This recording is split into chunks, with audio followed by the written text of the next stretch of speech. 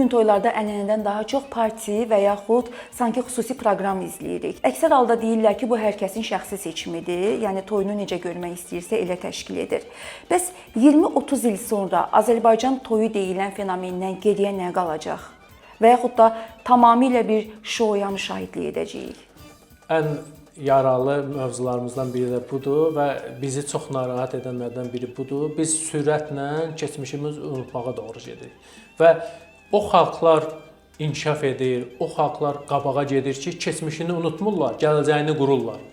Bizdə amma son dönəmlərdə görürük ki, gənclər keçmişi unudub birbaşa gələcəyə getməyə çalışırlar. Amma keçmişi unutmaqla gələcəyə getmək qeyri-mümkündür. Gələcəyi qurmaq qeyri-mümkündür. Və zaman-zaman bizim xalqımız, bizim millətimiz keçmişi unutmağının o problemlərini yeni dövrdə yaşayıbdır.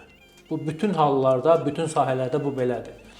Biz düzdür, ola bilsin ki, bəzi gənclər keçmişin qalığı kimi baxır bəzi adət-ənənələrə. Amma o bütün təbiilik, bütün millilik o keçmişdəki adət-ənənələrimizdə var idi. Biz bugün doğrudan da siz deyirsiniz ki, toya gedəndə toydan zövq almırıq. Biz orada çoxlu səs-küy, fonoqrama oxuyan müğənniləri görürük və sanki bir göstəriş izləyirik. O kimlərsə geyimini göstərir kiməsə, kimlərsə qızıllarını göstərir, kimlərsə bahalı daşqaşını göstərir, kimlərsə bahalı salonlarda bəzənməyini göstərir. Yəni biz buna şahidlik edirik hal-hazırda toylarda. Kimlərsə bahalı müğənni gətirməyini orada nümayiş elətdirir. Amma bu millilikdən tamamilə uzaqlaşmaqdır. Bu milli mənəvi dəyərləri tamamilə unutmaq deməkdir. Bu özümüzdən qopmaq deməkdir. Mən çox istəyirəm ki, bizim gənclərimiz keçmişdəki olan adət-ənənələri bu gün toylarımızda yaşatsınlar. Bu gün bax biz məsələn hansısa bir toyda biz o yallı elementlərini görürük, yallı getməyi görürük. Bu bizə çox xoş gəlir ki, biz yallını unutsaq, dərhal başqa ölkələr, başqa millətlər bizdən onu mənimsəyir. Pis olsa onda niyə bizim düşmənlərimiz yallılarımızı mənimsəyir ki? Deməli, yaxşı bir şeydir ki, bunu mənimsəyirlər.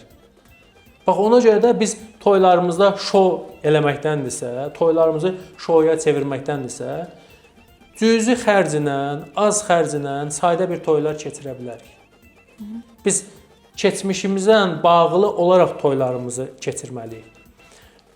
Gəlinin keçmişdə üzü örtülü olurdu, gəlin örtüyü deyirlər də, fata deyirlər, üz örtüyü. Onun üzərindən bir dənə də qırmızı örtüyü örtülürdü. Gəlinin belinə qırmızı bağlanılırdı. Gəlin evdən çıxanda onun başının üzərində çörək doğranırdı. Gəlin bəy evinə girəndə onun ağzına bal sürtürdülər.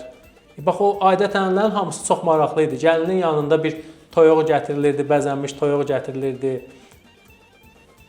Gəlinin yanında çıraq olurdu. Onların hər birinin özünün mənası var idi. Və o mərhələlər hər kəsə xoş gəlirdi. Ona görə keçmişdəki toylara biz indi baxanda biz qəribsiyirik. Biz o niskili yaşayırıq ki, yaş indiki toylarımız da elə olsun. Amma biz indiki toylara gedəndə nə görürük? Toydan gələn hər kəsin o güclü səs-küydən başı ağrıyır və toylardakı o dalbadal gətirilən müxtəlif çeşid yeməklər insanların mədə problemini yaradır və bir müddət artıq o insanlar o problemi yaşayırlar. Çox da deyir ki, ac qayıtdım. Təbii ki, doğrudan da elədir. O süfrənin özü belə, siz baxsanız, mən elə dünən bir məclisdə olmuşam, süfrəyə baxırsan, süfrə doludur. Yəni, barmaq qoymağa yer yoxdur. Amma yeməyə heç nə tapmırıq.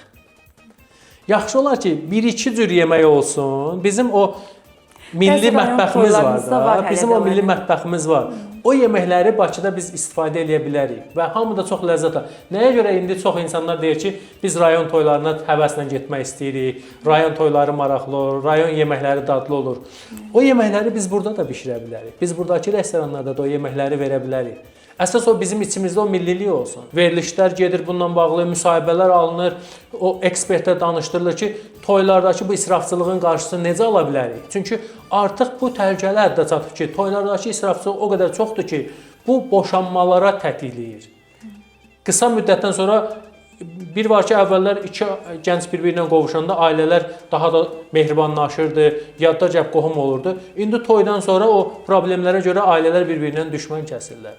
boşanmalara apab çıxarır. Bax ona görə də mən çox istəyirəm ki, lap dövlət səviyyəsində toylardakı israfçılığın qarşısının alınması, toylardakı o adət-ənənələrin unudulması ilə bağlı qərarlar qəbul edilsin.